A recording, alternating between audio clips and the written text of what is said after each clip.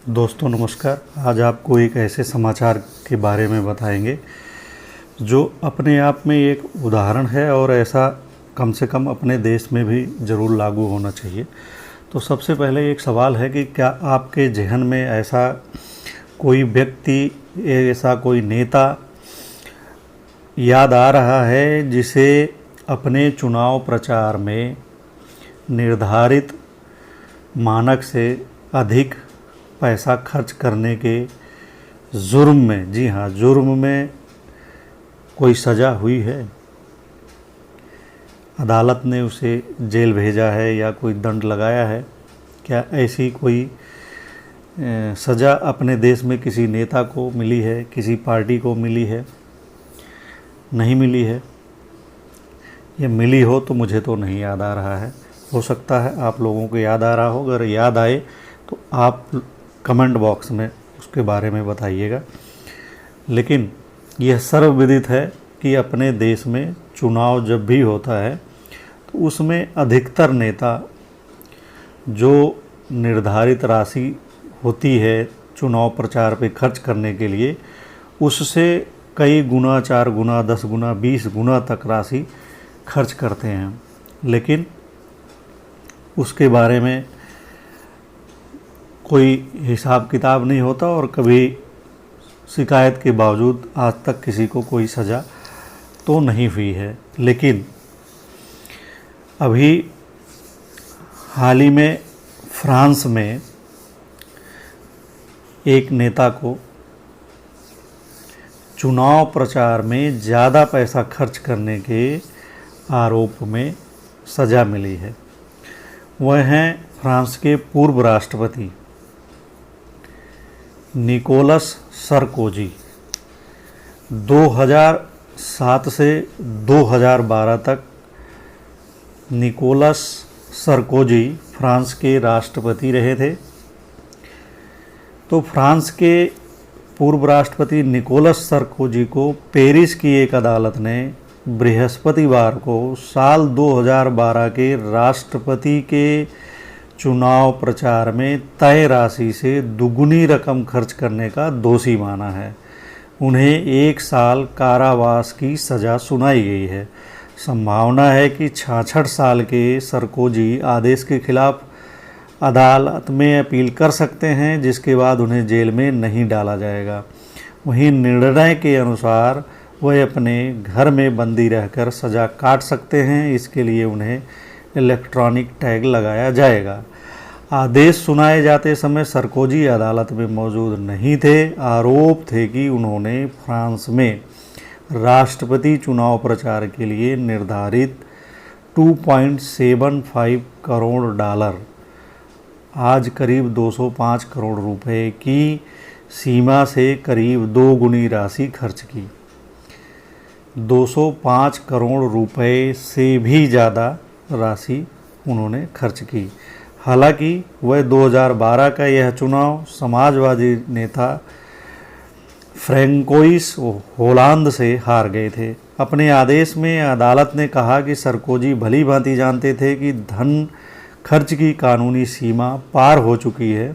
इसके बावजूद उन्होंने अतिरिक्त खर्च पर लगाम नहीं लगाई।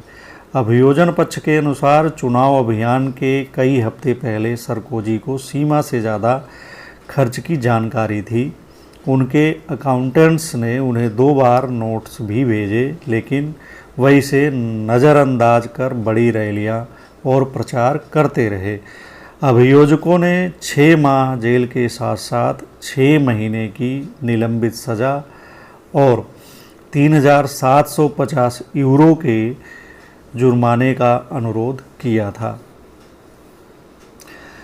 तो ये जनाब जो है चुनाव प्रचार के माध्यम से सत्ता पर काबिज होना चाहते थे और इतना खर्च करने के बावजूद हार गए।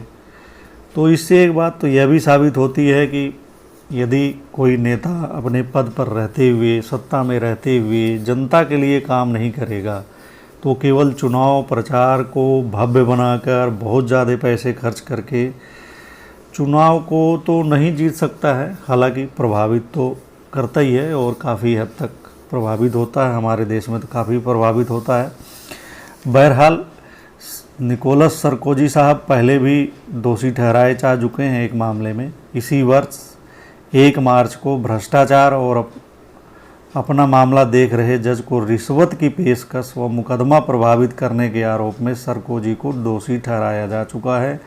उन्हें 1 साल की कैद व 2 साल का सस्पेंडेड कारावास दिया गया है। वह इसके खिलाफ अपील कर चुके हैं, इसलिए जेल नहीं भेजा गया है। यूरोप के कई देशों में सस्पेंडेड कारावास की सज़ा में अभियुक्त को जेल न भेजकर प्रोबेशन पर रखा जाता है। उसका आचरण अच्छा रहता है तो सस्पेंडेड कारावास निरस्त कर दिया जाता है, आरोपी हिरासत में नहीं लिया जाता है। सरकोजी साहब राजनीति से संन्यास ले चुके हैं, लेकिन अभी भी उनका काफ़ी प्रभाव है। सरकोजी ने साल 2017 में सक्रिय राजनीति से संन्यास की घोषणा की थी। हालांकि विशेषज्ञों का मानना है कि वे छिपकर भी फ्रांस के अगले राष्ट्रपति चुनाव में प्रभाव डालेंगे। खुद प्रत्याशी नहीं बनेंगे, लेकिन अपनी रूढ़वादी पार्टी के राष्ट्रपति पद के उम्मीदवार की चयन प्रक्रिया में अहम भूमिका निभाएंगे। तो जो ये चुनाव प्रचार है और इस पे जो उन्होंने खर्च किया है सरकोजी साहब ने, तो इन्होंने उसके बारे में एक दलील भी दी थी। सरकोजी ने मई जून में सुनवाई के दौरान आरोपों को नकार दिया था। साफ कहा था कि उन्होंने कोई ज़्यादा धनराशि नहीं खर्च की है चुनाव प्रचार पर। उनका कहना था अतिरिक्त पैसा वास्तव में प्रचार पर नहीं खर्च हुआ, बल्कि इसके जरिए कई लोग अमीर हो गए। वह खुद चुनाव हार गए और कई लोग अमीर हो गए। उनका इरादा धोखाधड़ी का नहीं था। खर्च के लिए उनकी टीम काम करती थी। उन्होंने कहा, क्या मैं अपने अभियान के समय टीम से झंडों की कीमत पर चर्चा करता? उस समय काम का दबाव था और सोचने की फुर्सत नहीं थी। तो कुल मिला के इनकी दलील ये थी कि उन्होंने कोई भ्रष्टाचार नहीं किया है, कोई गलत काम नहीं किया है, चुनाव प्रचार पे उन्होंने कोई ज़्यादा पैसा खर्च नहीं किया गया है, और जो पैसा अगर खर्च हो गया है तो जो टीम इस काम को देख रही थी उसने खर्च कर लिया, उसने माल बना लिया, उसने अपनी जेब में डाल लिया, उसने इससे कमाई कर ली और वो लोग अमीर हो गए और मैं चुनाव हार गया। तो इसमें मेरा कोई कसूर नहीं है, ये इस सब टीम का किया धरा है। तो उनका कहना ये था कि सज़ा उसको मिलनी चाहिए।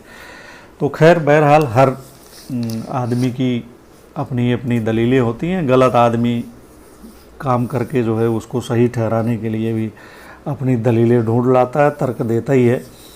ये और बात है कि उस तर्क संगत नहीं होने पे उसे अदालत माने या ना माने। फ़िलहाल इतना ही। उम्मीद करता हूँ कि ये वीडियो आप लोगों को पसंद आएगा और आप इसे शेयर और लाइक करेंगे, टिप्पणी देंगे, चैनल को सब्सक्राइब करेंगे।